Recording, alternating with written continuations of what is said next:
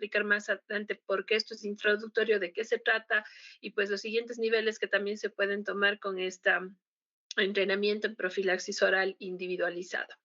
Así también quiero comentarles de inicio la agenda para la noche de hoy.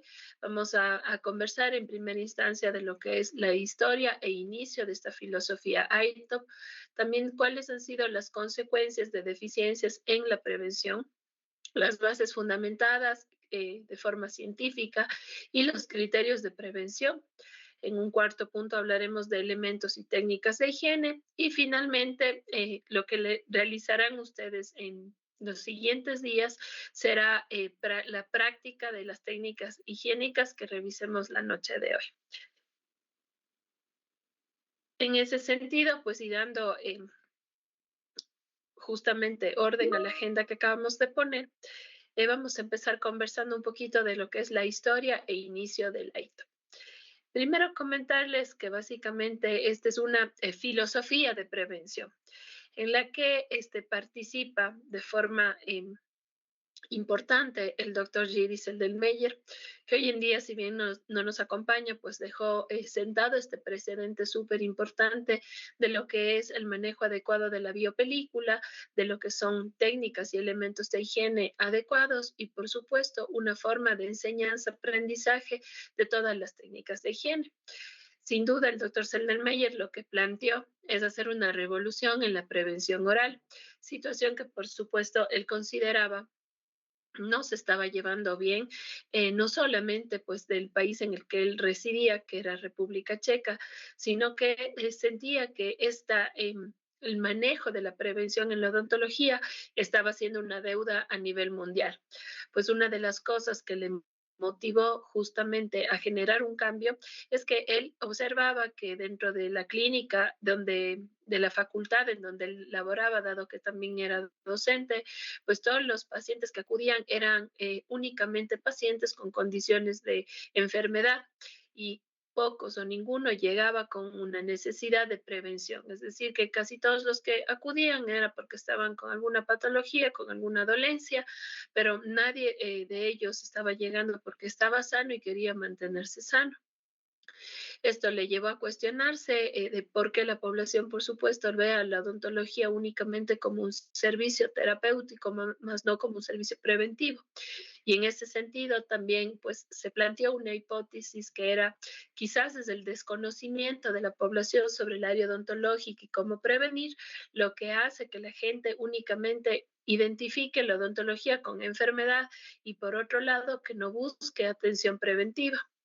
Eso también le hizo suponer que si es que él analizaba a sus estudiantes de odontología, de hecho eran estudiantes de último año, quienes ya conocían estrategias de prevención, quienes ya conocían lo que era la enfermedad y cómo se desarrollaba, iba a encontrar que sus estudiantes debían estar todos en un estado de salud, dado pues que ya tenían las estrategias o las herramientas para conseguirlo. Sin embargo, para sorpresa de él, cuando hizo análisis clínico a sus estudiantes, resultó que la mayoría de ellos estaban con alguna condición igualmente de patología oral, mayoritariamente gingivitis o periodontitis y especialmente interproximales. Esta situación, por supuesto, le dejó desconcertado porque entendía que estaba hablando de prácticamente profesionales de la odontología y sin embargo ellos tampoco estaban teniendo estrategias adecuadas de prevención y por lo tanto no tenían en ese momento salud. Pues con toda esta historia que les acabo de comentar, planteó algo muy importante o dedujo algo muy importante y es que a la fecha la prevención en odontología no tiene principios y criterios claramente definidos en los que se basa el manejo adecuado de la biopelícula. Es decir, que si bien estamos haciendo prevención, estamos muy desorientados, no tenemos un fundamento, no sabemos claramente cuál es el objetivo y en definitiva eso estaba resultando en un fracaso. Y esto también nos llevaba a pensar en cómo nosotros nos estamos educando como odontólogos, qué fallas tenían en su momento, en su facultad, para que sus próximos profesionales no hayan conseguido estar sanos en sí mismos, lo que representaba que también iban a tener escasas o nulas estrategias para que sus pacientes puedan alcanzar la salud. Y una de las situaciones que supuso es que le estábamos dando poca prioridad a lo que es la prevención en el momento de la educación. Es así, pues, que acá solamente les traigo como un ejemplo los momentos en los que en la facultad en la que yo trabajo tenemos odontología preventiva. Fíjense que odontología preventiva nosotros tenemos en tercer nivel y en cuarto nivel. Y si bien cada una de ellas entre sus actividades en contacto con el docente y actividades prácticas y autónomas tienen un número significativo de horas por semana, si nosotros tomamos ese porcentaje de horas por toda la carrera, resulta que únicamente le dedicamos a la odontología preventiva un 2%, lo que representa que las otras asignaturas y muy probablemente en un alto porcentaje profesionalizantes estaban exclusivamente dedicadas a aprender cómo diagnosticar enfermedades y cómo tratar enfermedades, pero no cómo prevenir enfermedades. Esta situación que les pongo como ejemplo nada más de la estructura curricular de mi facultad, no es una situación diferente para el resto de universidades y facultades de odontología del país y no es una situación diferente para las facultades de odontología del mundo. Es decir, que esta situación se está repitiendo reiteradas veces en todas las carreras de odontología a nivel mundial. Y esto con seguridad, inclusive podemos decir que existen actualmente carreras de odontología en nuestro país en donde ni siquiera se considera a la odontología preventiva una asignatura, sino más bien inclusive son consideradas como unidades o temas dentro de otra asignatura, lo que hace, por supuesto, que su carga horaria todavía sea mucho más baja y que tenga un impacto negativo en lo que es la educación sobre prevención. Esta situación, como les comento, también sucedió en su momento en la Facultad de República Checa del doctor Seldelmeyer e hizo que, por supuesto, pensara que necesitamos hacer un cambio definitivamente en la educación odontológica y por supuesto ese cambio debe ser mucho más profundo que solamente llevar conocimientos teóricos de la prevención, sino que él consideraba en su momento que la prevención quizás fracasa no solamente por la cantidad de tiempo que no le estamos dedicando, sino también porque no hemos llevado la prevención a la práctica. Es decir, que si bien probablemente todos conocemos 5, 6, 7, 8 técnicas de higiene, en realidad no podemos garantizar por un conocimiento teórico que eso se esté ejecutando de una manera correcta en la práctica. Y justamente él mencionaba esta frase que decía, ninguna técnica adecuada de higiene se aprende de un libro. Nosotros podemos aprender, vuelvo y repito, la parte teórica, pero eso no indica o no indicaba que la destreza manual y la efectividad de las técnicas sean realmente las adecuadas. En esta situación, por supuesto, lo que continuo era que el doctor Seldenmeyer se planteó que si bien no había estos principios y estos criterios de prevención o de manejo adecuado de biopelícula, debíamos hacer algo al respecto, es decir, cambiar la forma en la que estamos viendo la prevención y en la que nos estamos educando en la prevención. Y esa genial idea que él tuvo justamente es desarrollar un método de enseñanza único que esté basado en criterios claros y fundamentados de cómo hacer el manejo de la biopelícula. Y en ese sentido, justamente nació lo que nosotros conocemos como ITOP. ¿Qué significa ITOP? ITOP es un entrenamiento en profilaxis oral individualizado. Justamente por sus siglas en inglés, toma el nombre de ITOP, pero no deja de ser un entrenamiento en profilaxis oral y de forma individual. Quisiera que graben justamente estas palabras porque es de aquí en adelante en lo que vamos a trabajar. ITOP como tal justamente se planteó como una filosofía en la cual tenía un objetivo en puntual, pero para responder a un objetivo había que preguntarse por qué lo hacemos, cómo lo hacemos y con qué lo hacemos. Entonces, en ese sentido y respondiendo a estas preguntas, ¿por qué lo hacemos? Es porque necesitamos enseñar prevención oral, motivando e inspirando a nuestros pacientes a tener una vida saludable y una, por supuesto, cavidad oral saludable. ¿Cómo lo vamos a hacer? Justamente a través de técnicas de enseñanza y motivación en higiene, entrenándonos de forma individual y eso es lo que se considera como ITOP. ¿Y con qué lo vamos a hacer? Especialmente promoviendo el uso de elementos y de técnicas efectivos en higiene oral. Con esta respuesta y con este objetivo claro, pues ITOP se planteó como una filosofía de entrenamiento y enseñanza en profilaxis oral que va a tener, por supuesto, diferentes niveles de eh, entrenamiento, si se quiere decir así. Y justamente nosotros hoy vamos a hacer el primer paso, que es un ITOP introductorio. Es una sesión en la que vamos a tener 2 horas de información teórica, van a tener igual entre 2 a 3 horas de práctica y de ahí en adelante pues podemos seguir profundizando en esta filosofía con un ITOP avanzado en el cual ya vamos a tener un día completo de actividades con información teórica y práctica. Después podemos participar de un ITOP Educator en el cual se hacen básicamente 3 días de instrucción teórica y práctica y desde ahí nosotros también nos podemos certificar como instructores de esta filosofía. Por supuesto, certificarse como instructor requiere que participemos de estos seminarios y entrenamientos en los que más adelante pues también podemos llegar a ser lectures certificados de esta filosofía y poder llevar pues esta filosofía no solo en los países en los que cada uno de nosotros residimos, sino amplificarlo a nivel mundial. Permítanme decirles que hoy tenemos más de 80 países que trabajan con la filosofía ITOP en diferentes universidades, entonces es algo que definitivamente está revolucionando la prevención oral en el mundo. Para como introducción, pues nada más contarles esta situación histórica de cómo nació ITOP y por qué estamos hoy donde estamos, pero también es súper importante que nosotros partamos pensando en cuál ha sido la motivación para crear un nuevo sitio en la prevención. Y una de las motivaciones justamente se responde en cuáles son las deficiencias que vivimos actualmente al no tener una buena prevención bucodental.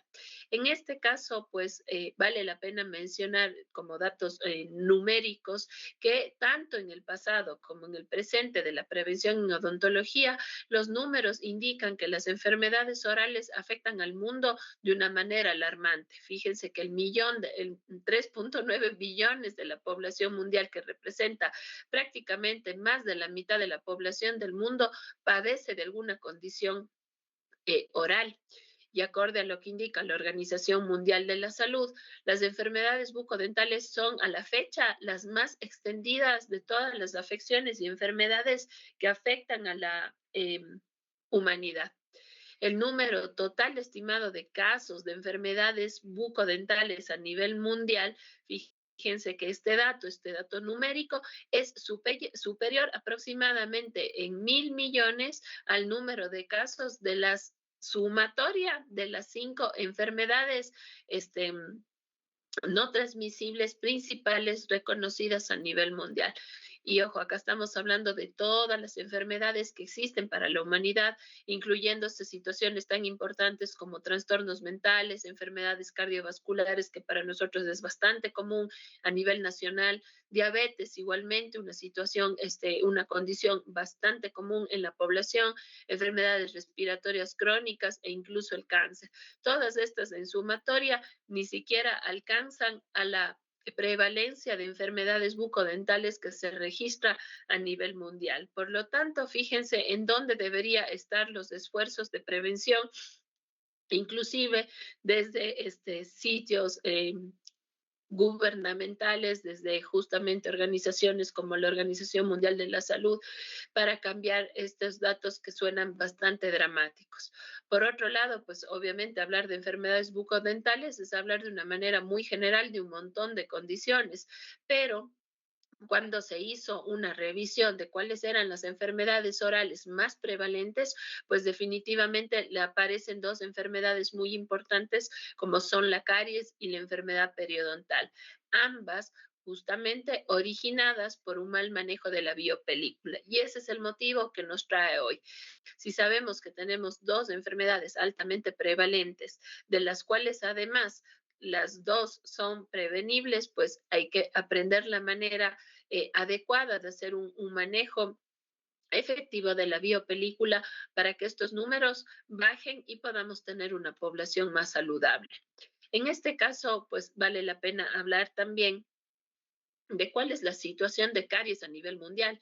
Y fíjense este mapa mundial en el que nos está estableciendo básicamente la prevalencia en las diferentes naciones, inclusive tomándoles, como ustedes pueden apreciar aquí, con una coloración, cada uno de los países, entre más distinción tiene, pues indicando que tenemos mayor prevalencia de enfermedades. Miren, nuestro país se asocia más o menos entre un 40 y un 50% de prevalencia en esta condición, aunque vale la pena también mencionar que nosotros dentro del país no tenemos políticas de investigación para obtener datos epidemiológicos nacionales de las diferentes condiciones. Es decir, que a la fecha tampoco disponemos de datos reales de qué es lo que pasa o cómo es que se está manifestando esta enfermedad en nuestro país. Y algo súper contradictorio, dado que es la de las enfermedades que más impactan a nivel mundial. En todo caso, pues un poco trayendo a colación algunos datos, obviamente con poblaciones bastante restringidas, no tomando muestras, digamos, no tan representativas como para poder hablar que esto es una condición realmente unánime a nivel nacional, podemos decir pues que según los reportes de investigaciones que existen a la fecha, existe entre un 60 o un 70% de prevalencia de esta enfermedad. Es decir, que de cada 10 personas, 7 se encuentran enfermas o 7 de ellas padecen caries. Yo, inclusive podría decir que quizás la prevalencia es un poquito más alta en función de la experiencia clínica personal como de facultad que tenemos, en la que por supuesto estamos viendo de manera reiterativa esta condición. Así también podemos hablar un poquito de las enfermedades periodontales. Fíjense que a nivel mundial está reconocido que el 90% de la población padece de una condición periodontal llamada gingivitis, que si bien es una enfermedad infecto-inflamatoria, en la que además nosotros con estrategias muy sencillas la podemos revertir. También hay que tomar en cuenta que la gingivitis puede ser la antesala de la periodontitis, en la que ya es una enfermedad que conlleva pérdida dentaria, afecta pues la calidad de vida de la persona, afecta su autoestima, es decir, la cual ya está teniendo un impacto bastante importante a nivel de la salud. Hablar del 90% a nivel mundial quiere decir que en nuestro país probablemente la situación es más grave. Igualmente, de últimos datos en los que más o menos se puede tomar la prevalencia y severidad a nivel de Latinoamérica, que es el estudio que les estoy ofreciendo aquí, en el que más o menos nos daba una intención de qué es lo que pasa en el Ecuador, se habla de que el 99% de la población padece o padeció gingivitis. Y como vuelvo y repito, eso es una condición pues que nos puede llevar a una patología mucho más seria como la periodontitis.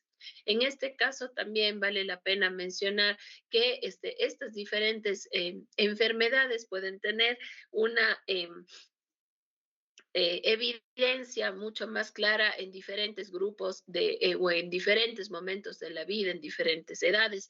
Y acorde a lo que indica la Organización Mundial de la Salud, en las cuales hizo pues una evaluación básicamente en el curso de la vida de las enfermedades más importantes a nivel oral, tomando en cuenta caries de dientes deciduos, caries de dientes permanentes, enfermedad periodontal y edentulismo, tomó justamente este rango de manifestación de las enfermedades. Por supuesto, y en azul tenemos acá los caries en dientes deciduos, que va a tener su pico más alto entre los 2 y 3 años y después en adelante empieza el descenso, por supuesto, porque existe recambio dentario. Así también, fíjense que desde los primeros momentos en los que aparece un diente temporal, empieza el ascenso de la caries en dientes permanentes, teniendo un pico más alto aproximadamente entre los 20 años y básicamente manteniendo una curva más o menos estable hasta los últimos momentos de la vida, solamente bajando. Fíjense en edades superiores a los 90 años, que obedece probablemente al poco registro que se tiene en este momento de la vida. Así también tenemos a la enfermedad, la periodontitis, en la cual ya empieza sus primeros inicios desde los 10 años, fíjense, en dientes permanentes, por supuesto, y va teniendo un ascenso esta condición, teniendo su pico más alto aproximadamente entre los 50 y 60 años, y de ahí en adelante también se mantiene una curva constante. ¿Esto qué quiere decir? Que en los primeros años básicamente empieza una enfermedad que por supuesto es crónica y que los defectos los empieza a manifestar pues en este momento de la vida, y la consecuencia obviamente es mantenerlo por lo que quede de vida desde los 40, 50 años en adelante. Y el edentulismo ya se empieza a registrar a partir de los 20, 25 años, y empieza en un ascenso, en una curva drástica y súper importante hasta los últimos años de la vida, en la que además empieza a corresponderse con el ascenso de la enfermedad periodontal. Todo esto nos tiene que llevar además a una reflexión, y es decir, ¿en qué momento entonces de la vida nosotros debemos hacer prevención? Pues yo creo que queda muy evidente con estas curvas que les acabo de ofrecer, que la prevención se tiene que hacer durante toda la vida, es decir, que no tenemos un momento de la vida en los que estemos libres de alguna condición oral. Más al contrario, desde los primeros años de vida necesitamos implementar estrategias de prevención hasta los últimos años de vida para poder, pues, justamente controlar estas condiciones. Otra situación también que es muy importante es reconocer cuáles son los desafíos que nosotros en este momento tenemos para las enfermedades orales. Y uno de los desafíos que considero son más importantes y que justamente se expresan en este libro de desafíos de enfermedades orales, es que hemos normalizado las enfermedades de la boca, que como dice en este texto, son a menudo ocultas e invisibles, o incluso nosotros los aceptamos como una consecuencia inevitable de la vida y del envejecimiento. Es decir, que normalmente estamos nosotros acostumbrados a ver personas adultas mayores edéntulas, usando prótesis parciales o totales. De hecho, tener una caries muchas de las veces se minimiza, se dice, no, bueno, una es casi que ninguna, no pasa nada. Fíjense que tampoco tenemos una conciencia bien establecida en los pacientes de que sangrar en el cepillado no es nada normal, más bien es un signo importantísimo de una enfermedad, pero todas estas situaciones se han ido subestimando, e inclusive se ha llegado a normalizar. Es decir, que perder dientes o estar enfermo en la boca es algo completamente común, de lo cual pues básicamente, si solamente me duele, es donde voy a tener que tomar acción. Pues este es el desafío más grande que tenemos como odontólogos, cambiar pues esta idea tan incorporada especialmente en nuestra cultura ecuatoriana sobre lo que es la salud bucal.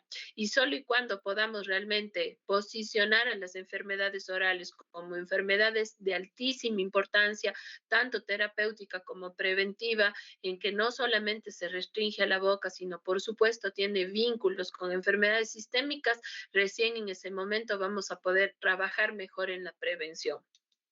Por eso, pues justamente algo que mencionó un doctor francés muy interesante en cuanto a sus análisis es qué es lo que vemos en la prevención en la odontología del siglo XXI. Y realmente lo que hoy a la fecha nosotros buscamos para la odontología realmente no está tan enfocada en hacer pacientes saludables. No es que estamos buscando que las personas estén sanas, sino muchas de las veces estamos buscando que las personas luzcan bien. Es decir, que el tema estético por ahora viene primando, no importa el sacrificio que tengamos que hacer de mutilar dientes, de poner dientes en espacios que quizás no pueden permitir una higiene, o poner aditamentos justamente que están contrarios completamente a la salud, cuando el objetivo fundamental primero es la estética y luego, si acaso, la función. Entonces, la odontología de hoy no está buscando hacer pacientes saludables, sino lo que hace la odontología de hoy, la verdad es que estamos buscando hacer sillas de ruedas perfectas para nuestros pacientes, e inclusive haber que ver si estas sillas de ruedas realmente tienen una duración que valga la pena considerar. Esto lo mencionó, como les decía, doctor Francis, que es el profesor Jean-François, el que justamente pues hace alusión a lo que hoy hemos hecho de la odontología. Pues todas estas cosas justamente además se complementan con las consecuencias que nosotros inmediatamente podemos observar de la ausencia de la prevención. Esto también mencionado por la Organización Mundial de la Salud, y fíjense cuáles son los impactos de no tener salud oral, el impacto en el tema de la atención y de la educación, en el dolor, en la inconformidad, en el impacto sobre su salud general, la limitación de funciones, el impacto en la estética y la reducción también de la autoestima, miedo, ansiedad, reducción en la productividad en el trabajo, el costo del tratamiento, es decir, cuánto cuesta hacerse un tratamiento odontológico, y hay que pensar también versus cuánto cuesta hacer prevención. Definitivamente acá los costos a nivel mundial, pues de lo que es tratamientos odontológicos son muy elevados. Aislamiento social, ausencias en escuela, en trabajo, justamente por padecer condiciones orales, temas en cuanto al desarrollo, crecimiento en los niños, alteraciones de sueño, en fin, como ven, hay varios impactos que se traducen de no tener salud, y justamente estos son los impactos que debemos medir para que podamos tomar conciencia de que la prevención en odontología es fundamental. Y por supuesto, algo que da todavía mucho más peso a que nosotros necesitemos entender que de la salud oral parte la salud sistémica, es que a la fecha se reconocen muchas enfermedades sistémicas vinculadas directamente con la salud oral. Enfermedades que van justamente desde la diabetes, enfermedades cardiovasculares, enfermedades respiratorias, así también el tema de accidentes cerebrovasculares, en fin, existe mucha evidencia científica que indica el vínculo que tiene pues una condición oral con la salud sistémica. Entonces, partiendo también desde ahí, podemos decir que la salud de la boca representa también la salud del cuerpo. Entonces, con todos estos antecedentes que les acabo de comentar, pues definitivamente la conclusión es que necesitamos hacer un cambio. Hay que tomar la prevención desde el lugar y desde la importancia que merece, porque justamente nuestra profesión nos obliga a ofrecer salud. Y en este sentido, pues justamente vamos a llevar un poco de información científica que avale exactamente lo mismo que les estoy comentando, y que realmente obtener salud no es nada complejo para estas dos enfermedades de alta prevalencia. Acá tenemos uno de los documentos que justamente es de los journal de periodoncia de más uno de los más importantes, una revista justamente de alto impacto, en fin, que habla precisamente de lo que es la prevención primaria de la periodontitis y el manejo de la gingivitis. Y extraje pues algo súper importante de este documento, y es que justamente indica que estas condiciones en primera instancia se pueden prevenir, y eso ya es buenas noticias para nosotros. Y segundo, que si nosotros hacemos un tratamiento puede mejorar la calidad de vida, y ese tratamiento exitoso va a depender de que nosotros busquemos cambiar el comportamiento y los hábitos de un paciente hasta mantener altos estándares de eliminación de biopelícula de forma diaria, y con eso nosotros podemos garantizar salud de por vida. Pues definitivamente esto se sigue reiterando a nivel de ciencia, a nivel de diferentes estudios científicos, y acá tenemos otro que también habla de prevención y control tanto de caries como enfermedad periodontal, y vuelve a insistir en el hecho de que si nosotros realizamos prácticas efectivas e individualizadas de higiene, en las que además son supervisadas, impartidas y motivadas por un profesional capacitado como un mecanismo de prevención, el resultado inmediato es la salud. Pues por supuesto, esto se complementa además con las guías que nosotros tenemos a la fecha de los diferentes estadios de enfermedades periodontales. Estas guías clínicas básicamente nos van dando pues una idea de cómo ejecutar planes de tratamiento y también recomendaciones de prevención. Y en esta guía justamente se menciona que el cepillado, sea dental el cepillado dental, sea manual o eléctrico, es el principal medio para reducir la biopelícula y con esto la primera enfermedad periodontal que es la gingivitis. Y algo muy importante, y es la razón por la que justamente resalté con este color, es que el cepillado puede superar cualquier riesgo potencial.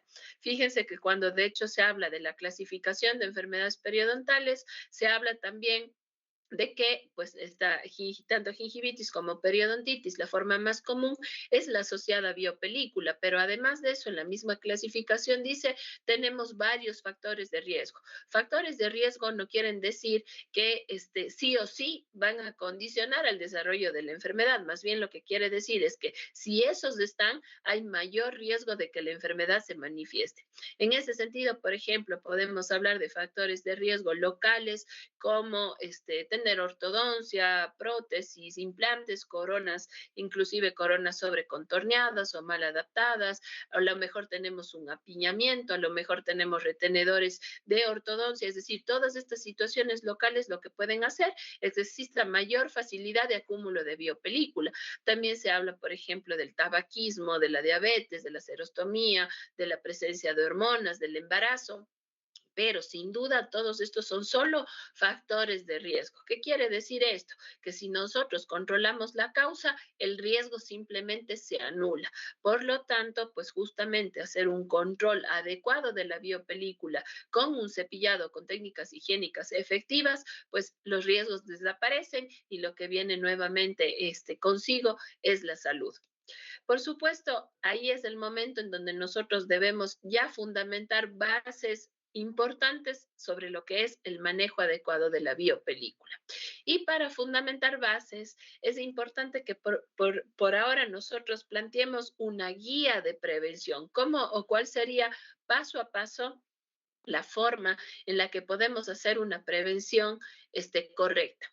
Lo primero para poder hacer prevención, sin duda, es saber identificar la enfermedad, es decir, poder reconocer lo sano de lo enfermo a través de signos y síntomas. Una vez identificado que hay una condición de enfermedad, por ejemplo, lo inmediato a esto es distinguir cuál es la causa que generó esa enfermedad. En este sentido, identificar la causa o la etiología pues, de las enfermedades más prevalentes es identificar la presencia de biopelícula y de estos factores de riesgo o factores modificantes de los cuales también podemos trabajar, pero como ya vimos, no son necesariamente los que desarrollan la enfermedad, solamente colaboran a que ésta se desarrolle más rápido. Una vez identificada mi enfermedad, identificada la causa, lo siguiente que yo debo hacer, sabiendo qué es la biopelícula, el factor causal, es generar cambios de comportamiento, tanto en hábitos, tanto en alimentación y especialmente los hábitos higiénicos. Y para poder hacer estos cambios de comportamiento, inicia desde el profesional la motivación y viene de la mano, por supuesto, la instrucción en higiene, motivación y instrucción en higiene, valorando la individualidad. ¿Eso qué quiere decir? Que yo voy a valorar específicamente cada caso, saber cuáles son sus necesidades y en función de eso, entrenarle y motivarle. Entonces, siguiendo o dando paso a esta guía clínica de la prevención, vamos a ir comentando un poquito cada una de las etapas. Lo primero, como decía, es identificar la enfermedad a través de signos y síntomas y el factor etiológico común. Pues recuerden que el factor etiológico común de estas dos enfermedades es la biopelícula. Este es un paciente que llegó al consultorio hace algunos años atrás, pero justamente le tomé esta fotito, porque fíjense que la biopelícula es tan abundante que incluso hasta parece desenfocada esta zona. Acá se ve muy bien el borde incisal, se ve muy bien incluso los capilares, pero el tanto acúmulo de biopelícula pues hace notar una gran cantidad, ¿no es cierto?, de una condición etiológica y además la respuesta inmediata del cuerpo ante esta presencia. ¿Esto qué quiere decir? Y es lo que les voy a pedir que piensen. Imaginemos este chico de 19 años con esta cantidad de biopelícula, 10 años más. Probablemente, pues no solamente ha tenido enfermedad, sino hasta llegó a perder dientes. ¿Qué pasa? Está recién en sus 29 años. Si le proyectamos 20 años más a sus 39 años, quizás o muy probablemente ya estemos hablando de un paciente o edéntulo total o edéntulo parcial. Pues justamente este es el factor etiológico que nosotros debemos controlar y también reafirmando, y según la evidencia científica, que es la biopelícula justamente el factor etiológico común, tanto para caries como para enfermedad periodontal. En ese sentido, pues definitivamente nosotros tenemos que saber identificar el problema y orientar a nuestros pacientes a lo que realmente es la enfermedad y lo que es la salud. Les cuento este caso rapidito. Este es un paciente que llegó a consulta de 24 años, pero el motivo de consulta, que es justamente lo que llama la atención, es que él venía porque quería cerrar este diastema. Lo que indica el paciente es que él ya viene 3 años recibiendo tratamiento de ortodoncia, lo que además evidencia acá en estos espacios que hay esta cantidad de resina y que por supuesto eh, ya después de 3 años y no ver resultados, simplemente decidió retirarse la ortodoncia y buscar otras opciones de tratamiento. Pero miren cuál es el problema. Justamente nuevamente estamos nosotros vendiendo sonrisas bonitas y no sonrisas saludables. Otra historia hubiese sido que este paciente venga a la consulta a decir: mis dientes se están moviendo, tengo halitosis, todos los días sangro en el cepillado, algo está pasando en mi boca, no estoy sano. Pues no, simplemente lo que le interesó es que estos dientes están separados y aún con esta situación periodontal tan avanzada de una persona tan joven, como les decía, apenas de 24 años. Pues si a este paciente le dejamos en esta circunstancia, cuando ya a sus 24 está con riesgo de perder dientes, 20 años más, que sería apenas 44 años, pues la consecuencia inevitable de este paciente va a ser, por supuesto, que tengamos un edéntulo total en el que, por supuesto, se limita muchísimo las opciones de tratamiento. Yo siempre digo, si nosotros queremos combatir a alguien, tenemos que conocer al enemigo. Y esa es la razón por la cual, pues, conocer a la biopelícula es fundamental para saber manejarla. La biopelícula como concepto no es nada más que una comunidad microbiana que trabaja de forma realmente bastante organizada, que se adhiere a la superficie, a una superficie dura, en este caso al diente, y que dentro de su comunidad es un verdadero microsistema que interactúa entre sí con acciones tanto físicas, metabólicas y moleculares, pero su presencia hace que la respuesta del huésped se module y que la patogenicidad se genere. Por supuesto, además, contribuye a que en esa presencia desarrolle diferentes enfermedades en la cavidad bucal. Esta biopelícula, además, pues por supuesto va a tener un proceso de su formación hasta su maduración. Y ese es el proceso que hay que conocer para saber en qué momento nosotros podemos realizar higiene. En primera instancia, pues ustedes recordarán que existe la formación de una película adquirida, es decir, pues una película que se forma minutos inmediatamente después de tener una superficie completamente lisa, a través pues una situación básicamente de iones, y que sobre esta película adquirida inicial empieza inmediatamente la adhesión de microorganismos. Es importante que ustedes sepan que a la fecha la biopelícula se considera una comunidad microbiana, es decir, no está solo conformada por bacterias, se ha visto pues presencia de hongos, de parásitos e inclusive de virus. Sin embargo, pues las bacterias son las que mayoritariamente están presentes, y es así que en su primera colonización vamos a tener cocos gram positivos, y esto vamos viendo básicamente dentro de las primeras 4 horas. Ahora, nosotros conocemos que un coco gram positivo dentro de la cavidad bucal es, por supuesto, un microorganismo saprófito. ¿Qué quiere decir esto? Pues sin la capacidad básicamente de generar enfermedad. Sin embargo, ¿qué es lo que pasa si yo a esta biopelícula la dejo estar? Empieza no solamente a adherirse estos primeros colonizadores, sino también a crecer y a poblar mucho más. Sin embargo, hasta las primeras 8 horas se ha visto que el componente bacteriano sigue siendo microorganismos de la misma morfología, lo que quiere decir que entre las primeras 8 horas nosotros vamos a tener bacterias saprófitas, que pues su presencia más bien genera un equilibrio, una homeostasis que nosotros lo conocemos además como simbiosis. Estamos interactuando entre ambas partes para beneficiarnos. Y de aquí justo nace la necesidad de la desorganización. Si ustedes se dan cuenta, aquí ya se plantea una frecuencia. ¿Qué es lo que significa en higiene? Que si yo quiero tener microorganismos solos saprófitos, debería realizar una higiene cada 8 horas, lo que en nosotros se ha traducido a decir 3 veces al día.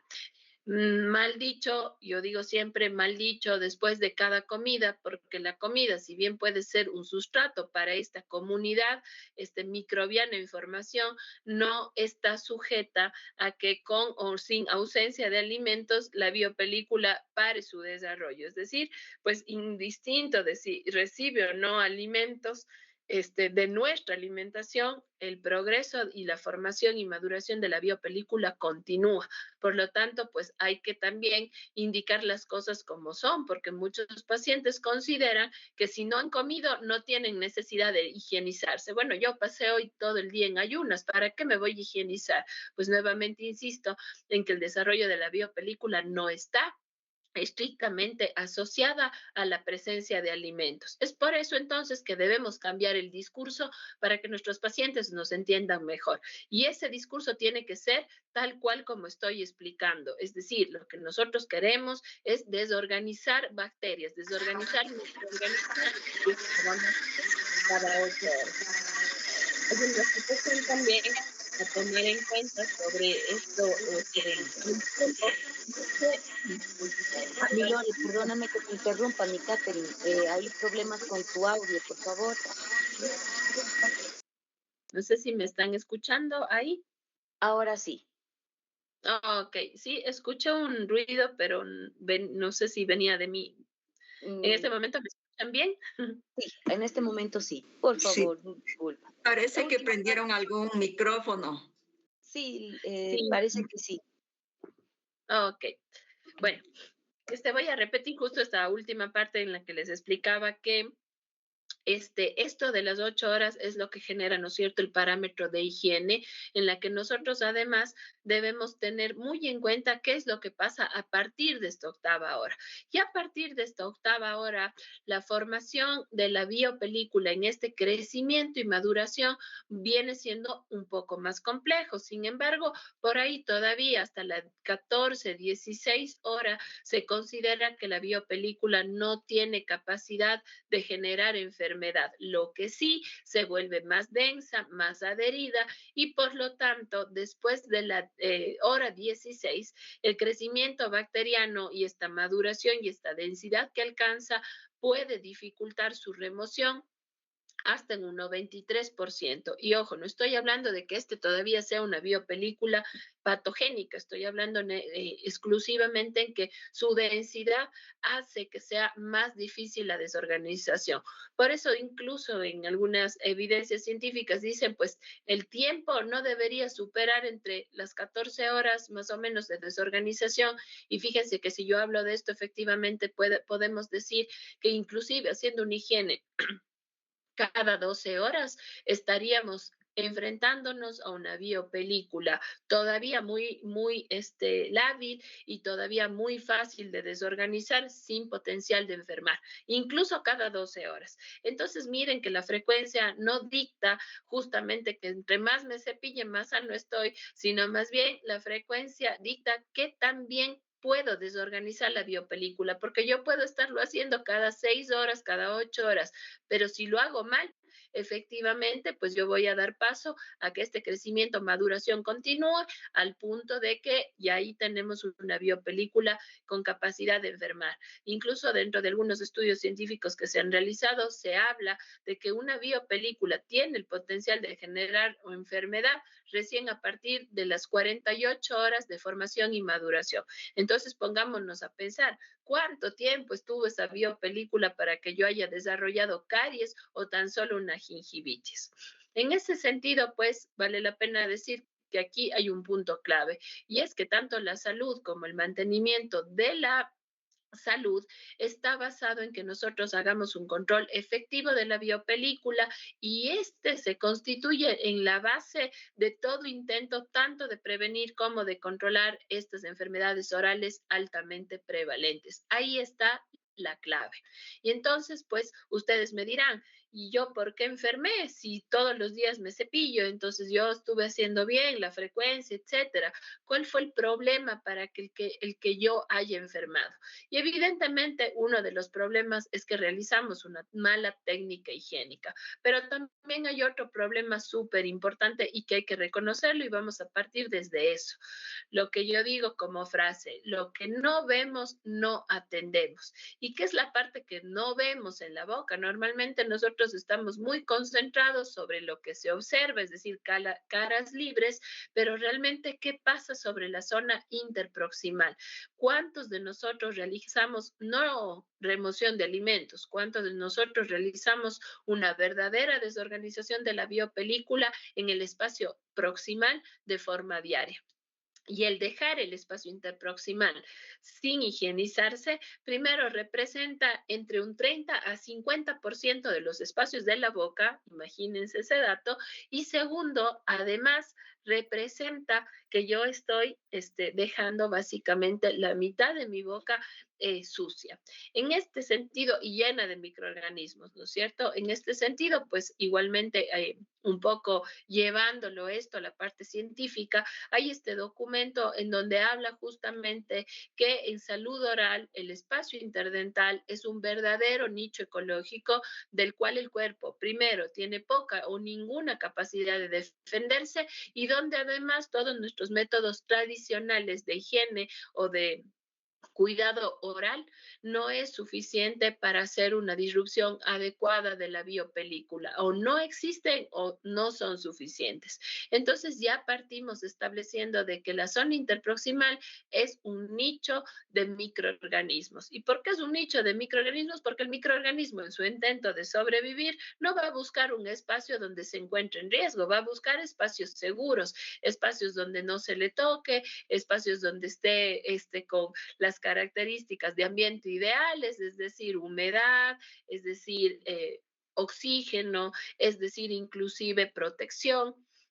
Entonces, pues hay que reconocer que este es un sitio, además, histológicamente no protegido. Si nosotros recordamos la histología de la papila interdentaria, tenemos que recordar que hay una zona media en la que confluyen tanto cara vestibular como lingual del surco, del epitelio del surco. Vamos a tener un espacio central que no tiene o no tiene presente queratina. Y recuerden que la queratina de alguna manera es una protección, ¿no es cierto?, para nuestra encía. Al no tener queratina se convierte en algo bastante semejante a lo que es mucosa y la facilidad que en este punto tienen los microorganismos de migrar hacia los tejidos es muy fácil. Entonces, inclusive desde el punto de vista histológico, tener microorganismos en la zona proximal no es buena idea.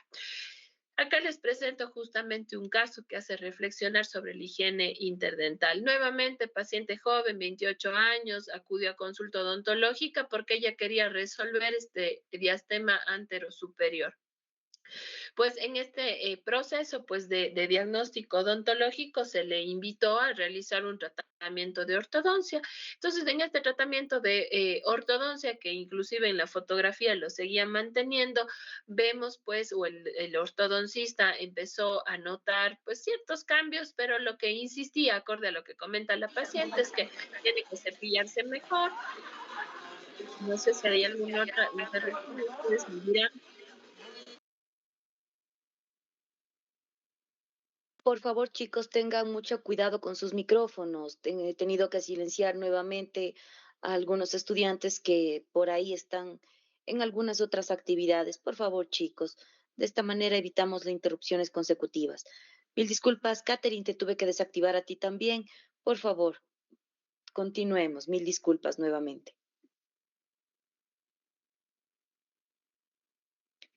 Mi Catherine, tienes que activar tu micrófono, por favor.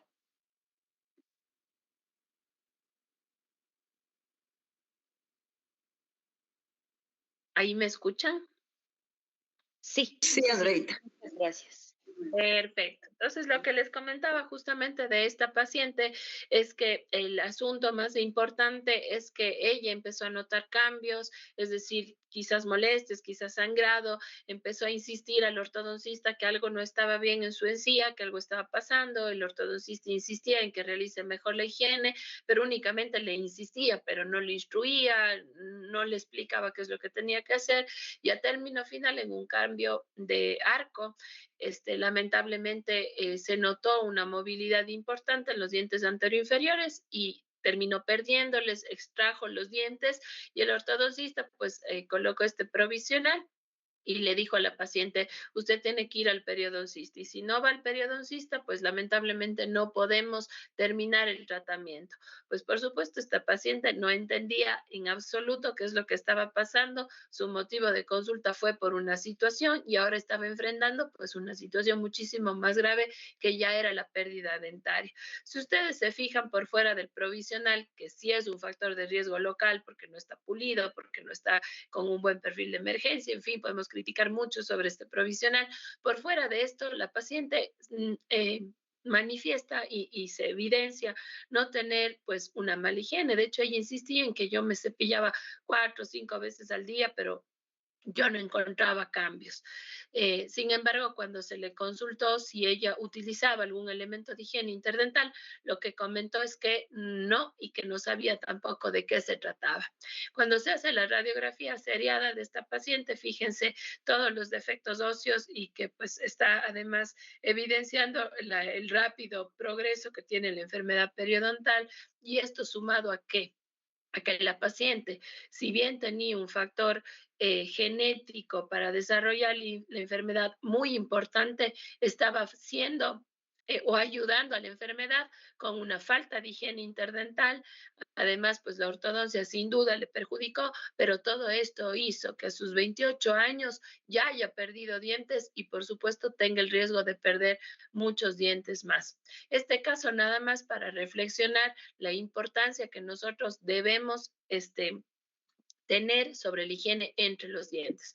Acá tenemos otro caso, un paciente de 45 años que vino a la consulta, nuevamente pidiendo, es más, él un poco más exigente, que se le coloque un implante entre los espacios, entre este espacio, entre los dientes, que él había perdido un diente, pero ahora únicamente quiere colocarse un implante.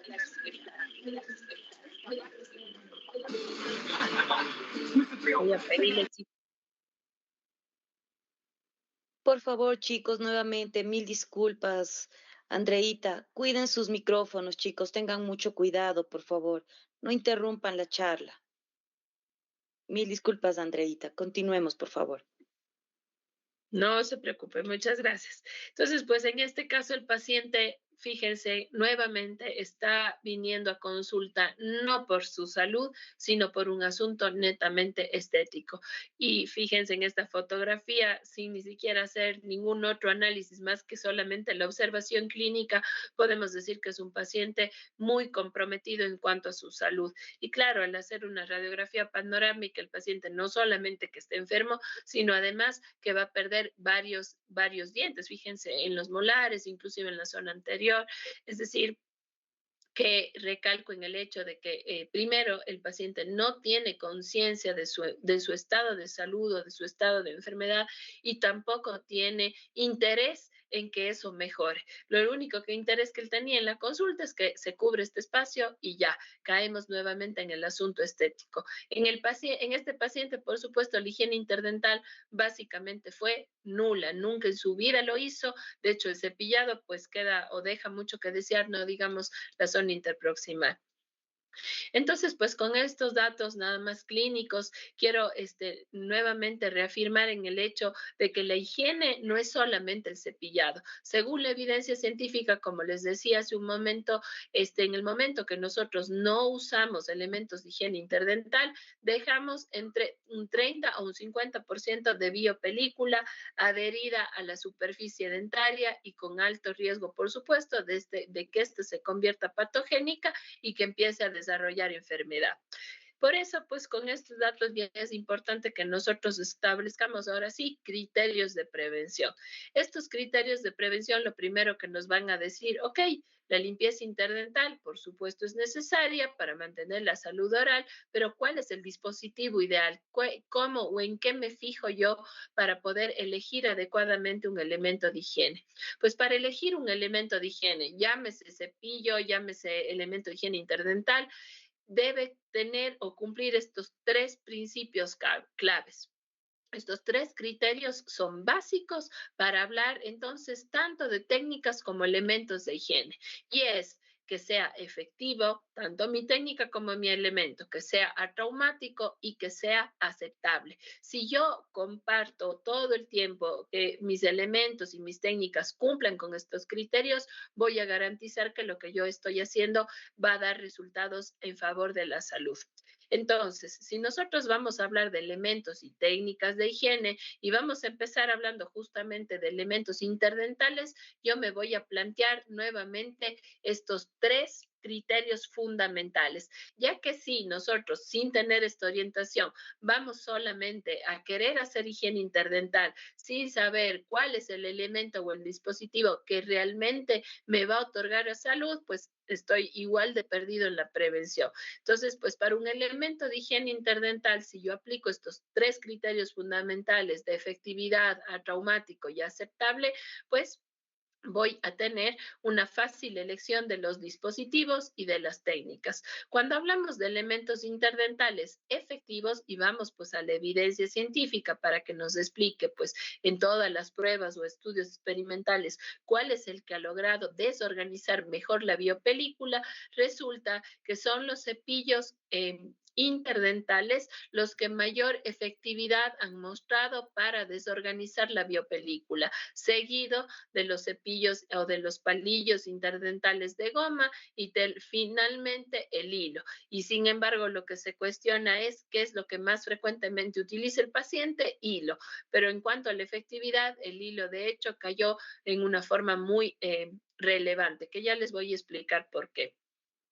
Entonces acá no tenemos nada más que otro estudio que no fue hace mucho en el que se observó diferentes dispositivos para higiene interdental y nuevamente se concluye que son los cepillos interdentales seguido de los palillos interdentales de goma los más efectivos para desorganizar biopelícula.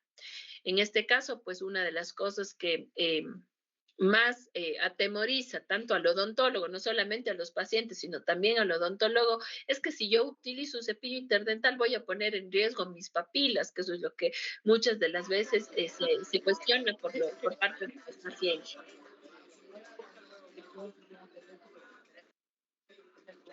Hijo de puta, estaba con con el micrófono prendido. Chicos, recuerden que las personas que están con los micrófonos encendidos va a haber sanción. Recuerden que esta charla va a ser nuevamente repetida y las autoridades de la clínica van a presentar alguna sanción. Por favor, tengan cuidado y modulen su lenguaje.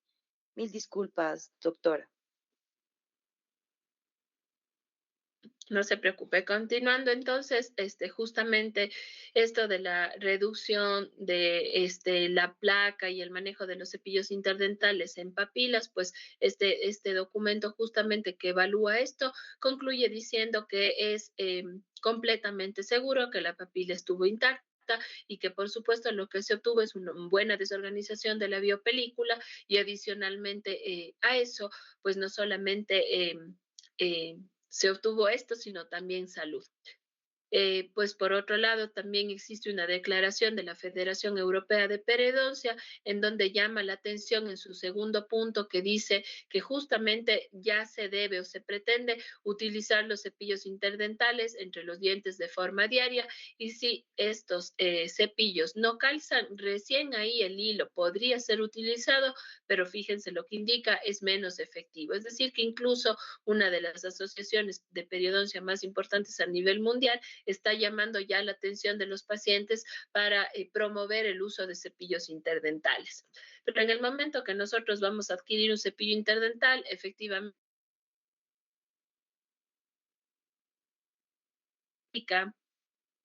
que no todos los cepillos interdentales son iguales. Y efectivamente, no todos los cepillos van a ser iguales porque tampoco no todos los espacios interdentales son iguales. Entonces, ¿cómo pretendo yo utilizar de forma unánime o masificada un elemento de higiene para todo el mundo cuando yo sé que todas las bocas son diferentes? De hecho, en mi misma boca pueden haber espacios interdentales diferentes. Es así que, pues, justamente hay un estudio que lo hizo Lian en los que habla de las características que nosotros debemos considerar para la selección de dispositivos interdentales y básicamente lo que hace él es categorizar en tipo 1, 2 y 3 los diferentes espacios interproximales en función de cuánta ocupación tiene la papila en este espacio. Entonces, pues un tipo 1 es aquel que tiene una ocupación de papila del 100%, un tipo 2 el que la papila está entre un 50 y un 75%, y el tipo 3 es en donde la papila está por debajo del 50%, es decir, ofreciendo pues espacios amplios o troneras. En este caso, pues en función de estos tipos, es importante que nosotros individualicemos la higiene y eso es a lo que nosotros les estamos invitando con esta nueva filosofía. Cambiemos la idea de que un dispositivo es de igual prescripción para todo el mundo, desconociendo las necesidades o las características propias de cada paciente.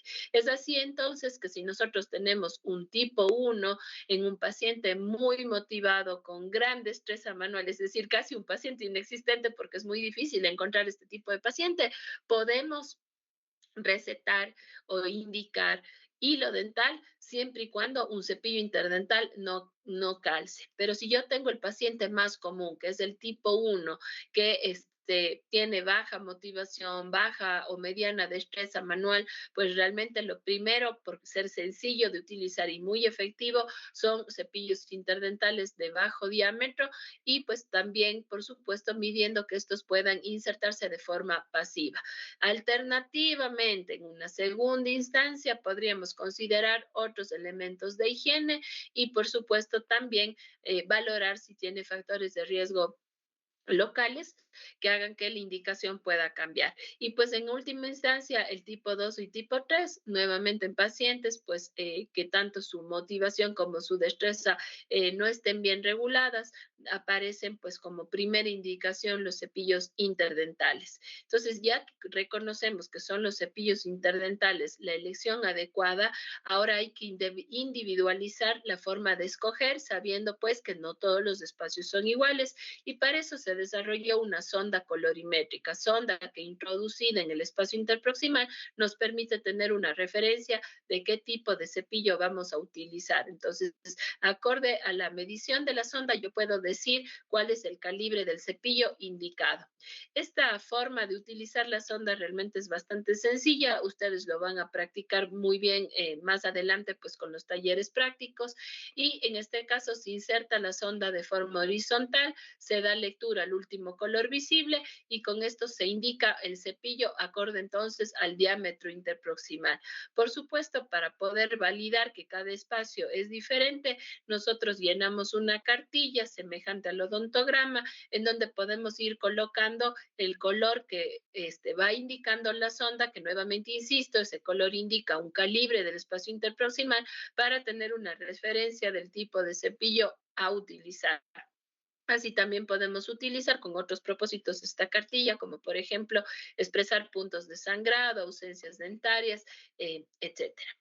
Una vez que nosotros calibramos adecuadamente, ¿no es cierto?, los cepillos, esto tiene que acompañarse de una técnica correcta. No solo por tener un cepillo calibrado, pues mágicamente aparece la salud.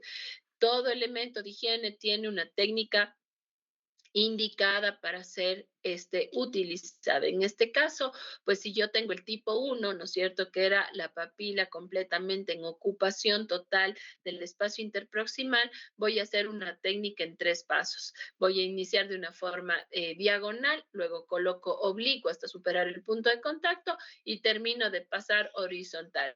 Estos cepillos, pues en realidad se usan en un solo paso, es decir, se introduce y se saca. En segundo caso, pues vamos a tener aquellos pacientes con papila baja, es decir, los tipo 2 o tipo 3, en donde yo visualizo la tronera y acá es una técnica horizontal. Si yo ya visualizo el espacio, nada más inserto en el espacio, ingreso y saco. Eso es todo. Y una tercera técnica, si tuviésemos el caso de dientes rotados o giroversionados, que es una técnica en B, en la cual yo primero abordo la mitad de mi diente por vestibular y la otra mitad por palatino o lingual. Pues los estudios científicos demuestran que si yo utilizo un cepillo interdental calibrado más una técnica de cepillado adecuada, voy a tener el 100% de desorganización de la biopelícula y con esto pues la garantía de salud. ¿Qué pasa si nosotros creemos no solamente en la higiene, sino también yo digo, es creer en la periodoncia, es creer en la motivación, en la instrucción, una técnica adecuada de cepillo interdental con un elemento de higiene interdental correcto que respondan a ser efectivos, a traumáticos y aceptables, pues definitivamente este es el resultado de salud. Este es un caso bastante complejo, un paciente de 54 años que manifestaba pues enfermedades sistémicas como diabetes, hipertensión, tenía 2 infartos de miocardio previos, stents, hábitos pésimos, higiénicos alimenticios, estilo de vida muy malo. De hecho, pues fue muy difícil a él motivarle para, pues, por supuesto, hacer notar que todo empieza desde la salud de la boca, pero una vez que conseguimos eso, fíjense el resultado tan solo al mes de tener técnicas y elementos de higiene adecuados, cumpliendo con los 3 criterios de efectivo, atraumático y aceptable. ¿Qué es lo que pasa al respecto del hilo dental? Pues yo les había dicho que el hilo dental en la evidencia científica resultó ser el menos efectivo, digamos así. ¿Por qué resultó ser el hilo dental el menos efectivo? Porque si nosotros reconocemos la morfología interdental, que es una morfología especialmente en los dientes biotrirradiculares, va a tener esta forma, ¿no es cierto?, esta concavidad por la presencia de las raíces. Si nosotros tensamos acá un hilo que va a generar básicamente una línea recta, nunca vamos a llegar a la profundidad de esa concavidad. Entonces, por eso mal podríamos decir que el hilo es realmente un elemento efectivo, porque estamos de entrada sabemos que hay zonas que no alcanza a desorganizar. En el segundo punto, en el segundo criterio, lo atraumático. Está reconocido igualmente con la evidencia científica que el hilo dental es uno de los elementos más traumáticos. Acá tenemos un libro de cirugía mucogingival en donde está mostrando defectos generados por cortes de hilo que además son complejos en cuanto al tratamiento. Y finalmente, la aceptabilidad. Está también reconocido que ninguna técnica de hilo es sencilla, que esto demanda mucha motivación y mucha destreza manual del paciente para que pueda sacarse su beneficio.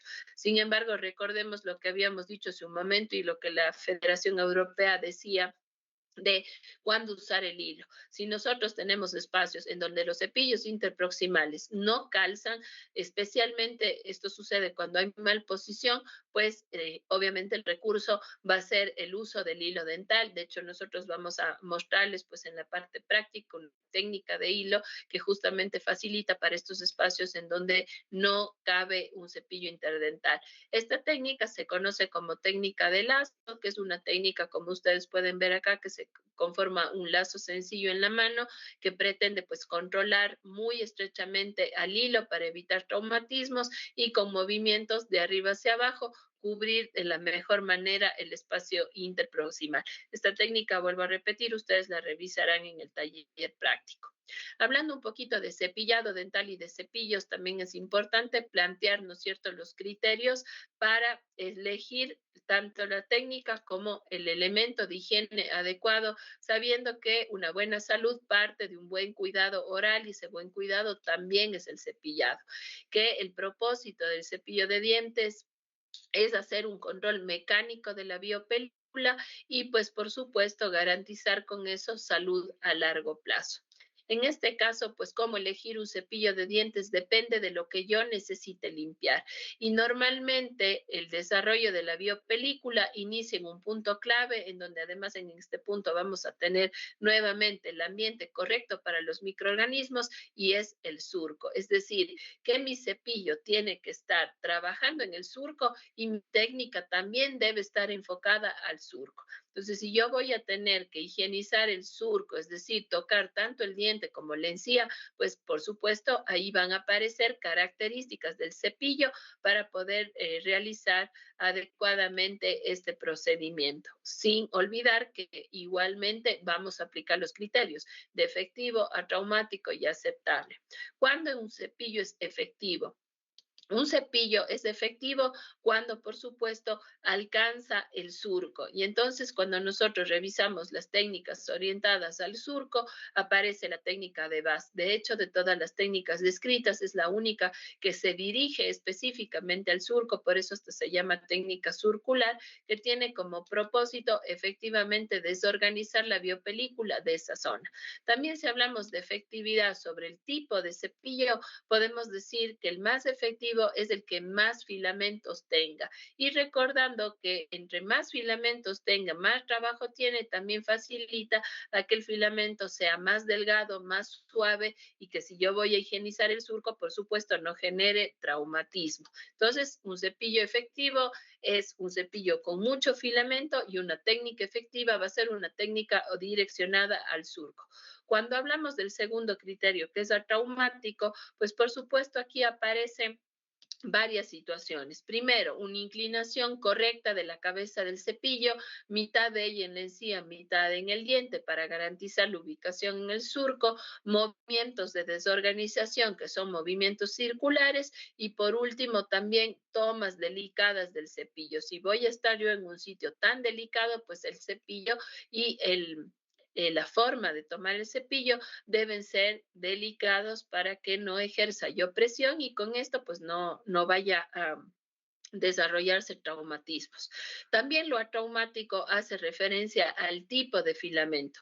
Se hizo un estudio en donde se observaba básicamente todos los, bueno, tomaron muchos cepillos de diferentes marcas, lo observaron en un estéreo microscopio y resulta que al observar en un estéreo microscopio todos aquellos cepillos que estaban hechos de nylon, el momento del corte del filamento, ninguno de ellos tenía una forma regular, más bien casi todos terminaban amorfos o biselados. Entonces, esto indicaba que todos los cepillos que son de nylon pueden resultar elementos traumáticos. Pues por esto hay un elemento, es más, el cepillo que ustedes van a probar en la práctica son de un filamento de poliéster que en el momento de poder hacer la terminación o el corte del filamento se lo puede hacer redondeado. Y justamente este documento concluye diciendo que un filamento redondeado en su terminación es menos traumático si comparamos pues a un filamento de nylon.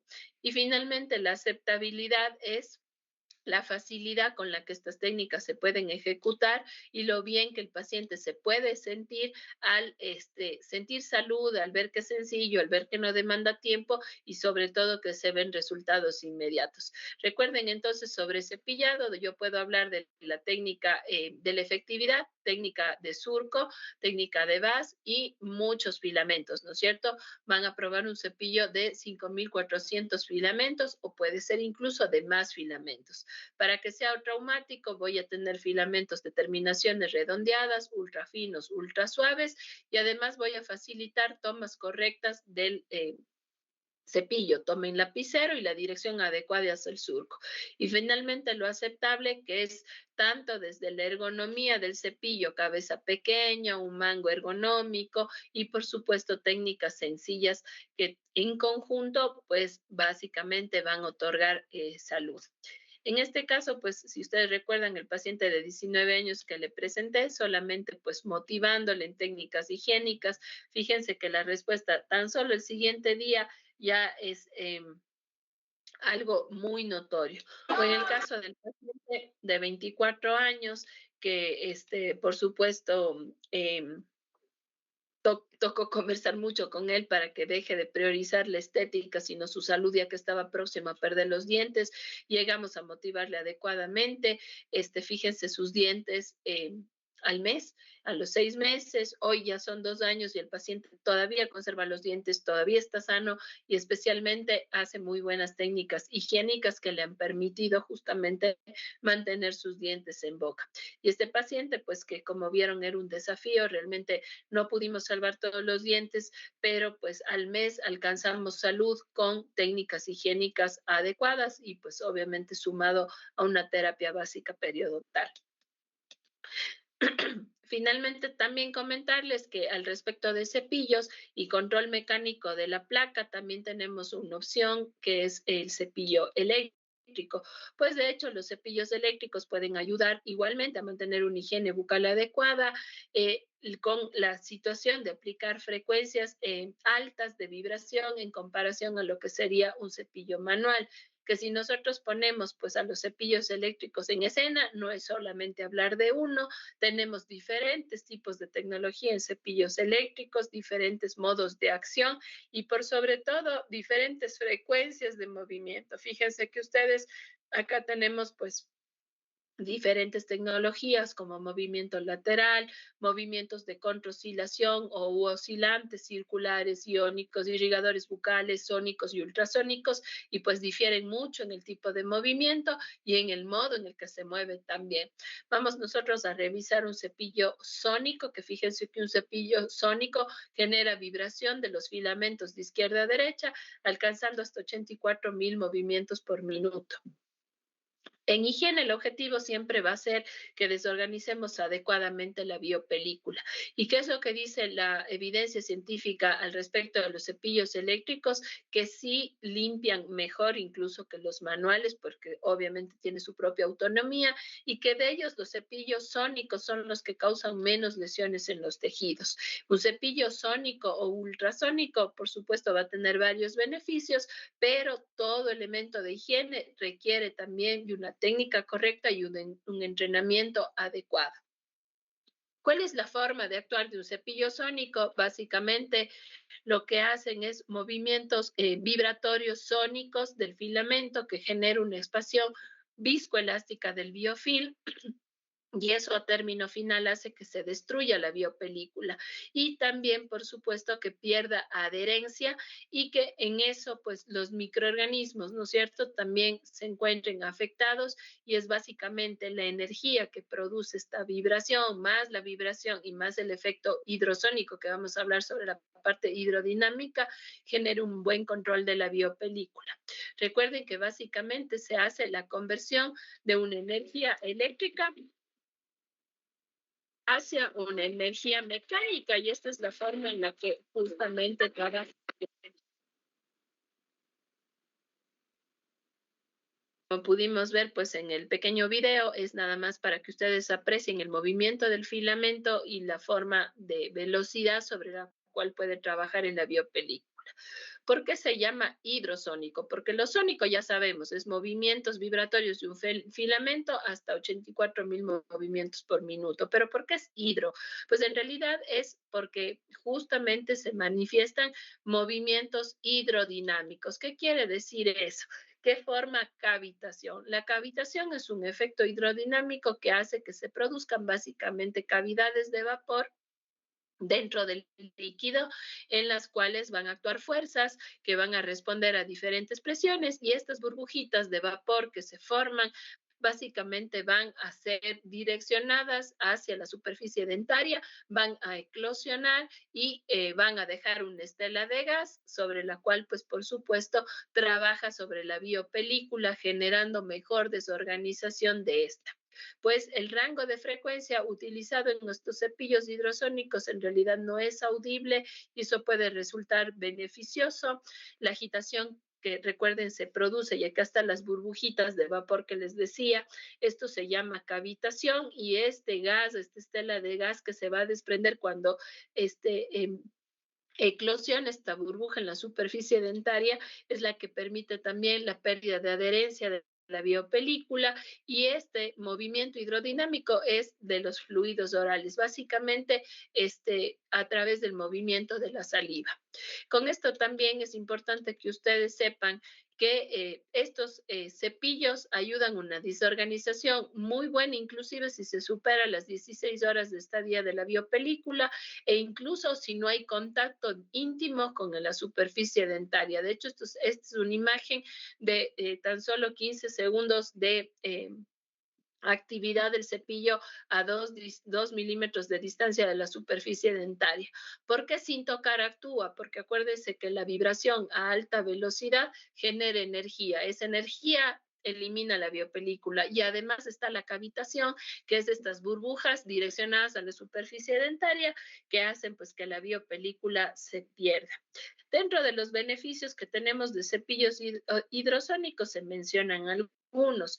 Pacientes que no tienen experiencia con el uso de cepillos eléctricos remueven un 10% más de biopelícula en comparación que el manual. Por supuesto, simplifican el autocuidado ya que necesita muy poquitos movimientos de la mano, es decir, es mucho más sencillo desde la destreza manual que el cepillo manual. Se asocia también a una instrucción de cómo usarlo y en esto remueve hasta un 13% más de biopelícula en comparación a que si solo prescribimos el cepillo y no instruimos. Los pacientes que ocupan cepillos eléctricos se ha evidenciado que duplican el tiempo de uso versus los que utilizan cepillos manuales y por supuesto es 3.2 veces más eficiente que los cepillos oscilantes, que son aquellos que hacen giros y contragiros, desorganizando la biopelícula y por sobre todo son menos traumáticos que este tipo de cepillos. Pues el cepillo que ustedes quizás lo van a observar quizás en la práctica, tiene 3 velocidades, 44, 64 y 84.000 movimientos por minuto. Recuerden que combina esto de la tecnología sónica, que es la alta velocidad de vibración de sus filamentos y el efecto hidrodinámico, que es la cavitación. Además, pues estas velocidades han sido como llamadas como Star, Clean y Smile para poder diferenciar la velocidad de movimiento.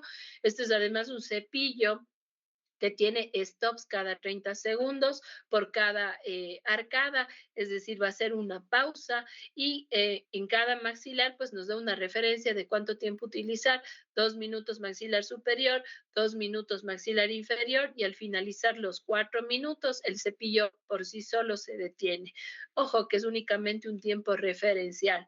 También tiene diferentes tipos de cabezales, tenemos un cabezal sensitive que vendría a ser semejante al cepillo manual y también tenemos un cepillo unipenacho que se adapta pues a este tipo de cepillo hidrosónico. En pacientes con salud, la velocidad siempre debe ser en 1 a 3, dependiendo de cómo se sienta más cómodo. En pacientes que tienen recesiones, ortodoncias, carillas, ortodoncia, pues lo indicado es siempre trabajar en la velocidad 1 y la punta del unipenacho, del single, también siempre utilizar en la primera velocidad. Recuerden que además ya vamos a ver que esto es para una técnica de un cepillado diente a diente y que la cabeza sensitive power está hecha efectivamente para realizar una técnica de VAS exactamente igual a la que mencionamos para el cepillo manual.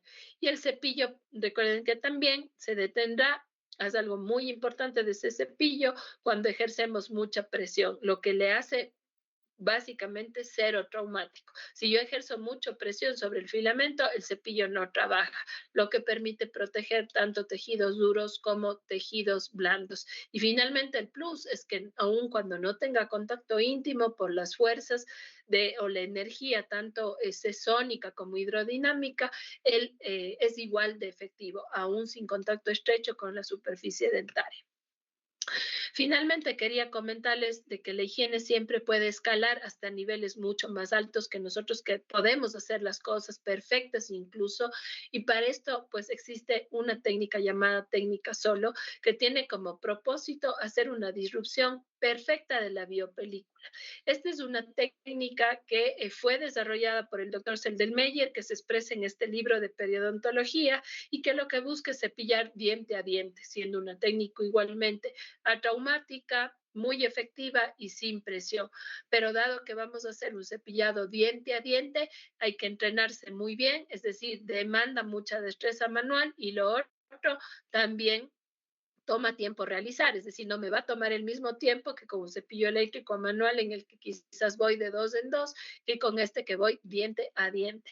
Esta técnica diente a diente, justo como les decía, que se desarrolló para una disrupción perfecta de la biopelícula, busca contornear el diente sin tocar la encía, simplemente haciendo movimientos vibratorios de arriba hacia abajo.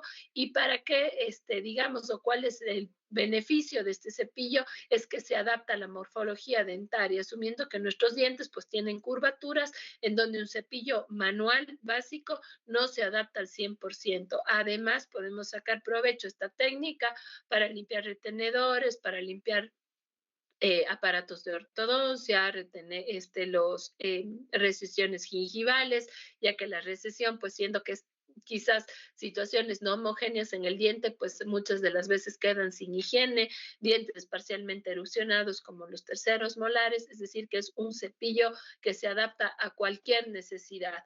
Pero, por supuesto, hacer grandes cosas toman tiempo. Y esas grandes cosas, ¿qué quiere decir? Que si bien es muy efectiva esta técnica y este cepillado, y que además es muy atraumático porque estamos controlando pues muy de cerca el cabezal del cepillo, la aceptabilidad es la que cae porque tenemos que buscar realmente pacientes con buena destreza manual, con ganas de entrenarse y especialmente muy motivados a mantener su salud. Entonces, pues esta es la parte un poquito que se crea como o queda para el análisis del clínico. ¿A dónde vamos o cuál es el futuro que nosotros buscamos, especialmente con esta revolución de prevención? A crear estrategias de motivación que realmente sean efectivas.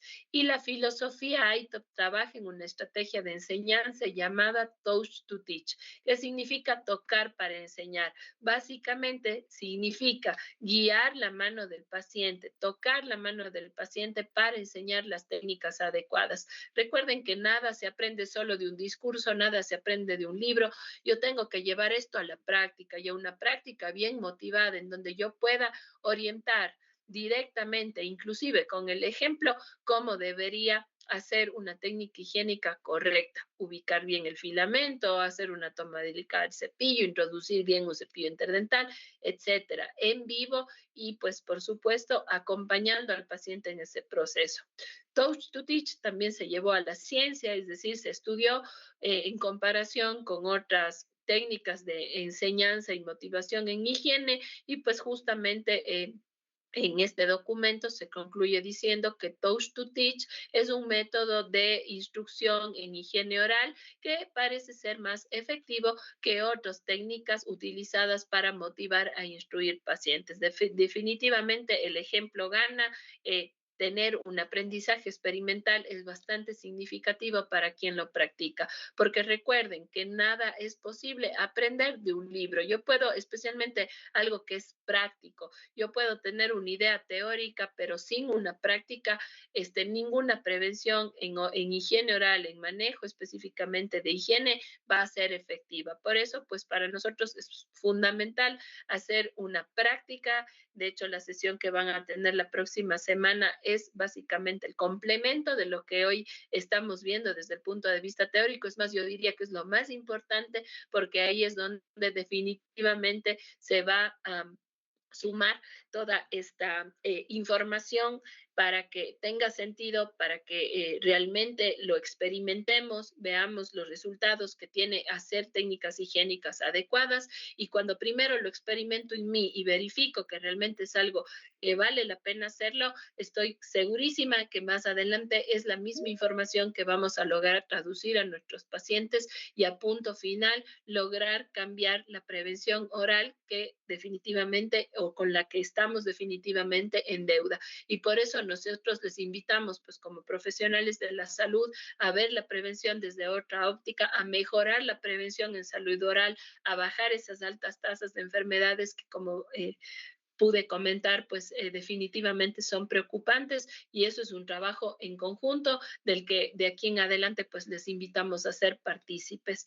Voy a dejarles un pequeño video motivacional básicamente que entre colores y sonrisas puede demostrar pues que la salud realmente puede lucir de colores muy bonitos.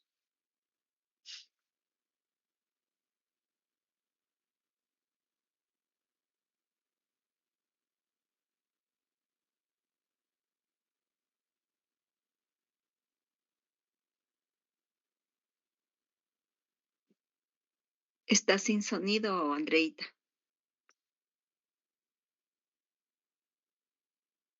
Permítanme un segundito para ver si es que en alguna opción de compartir lo puedo también compartir con sonido.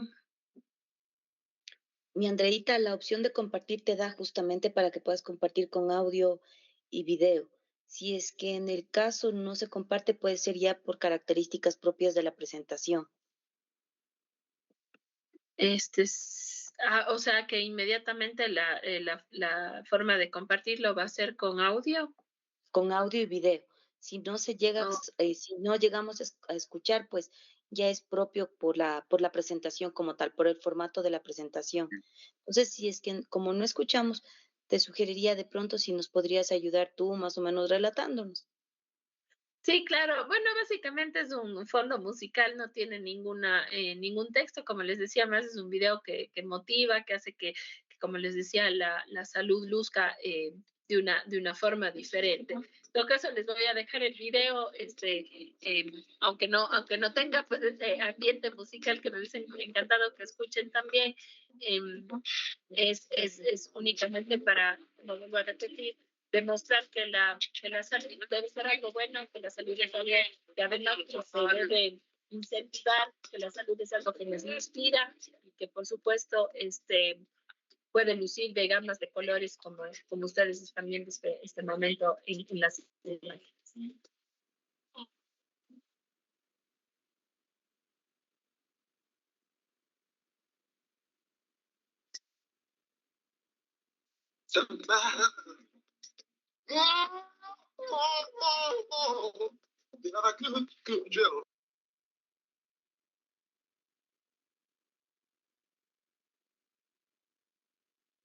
Andreita, tu micrófono está desactivado.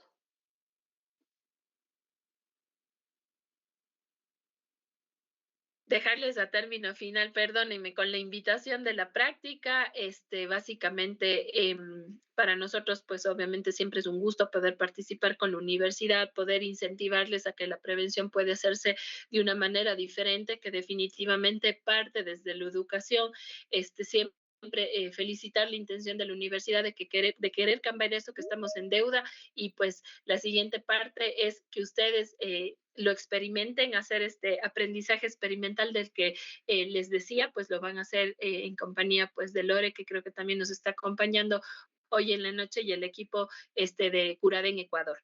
De mi parte, nada más agradecerles, pues sin duda, si tienen alguna duda, alguna pregunta, encantada les puedo ayudar al solventar.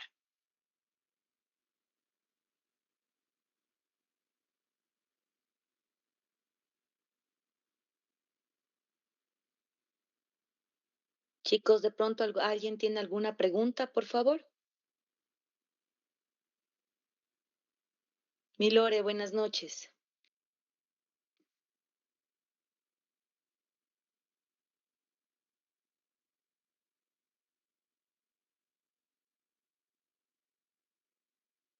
Milore, estás con el micrófono apagado, por favor. Ya. Sí, que si no hay preguntas, les esperamos el día lunes para la práctica.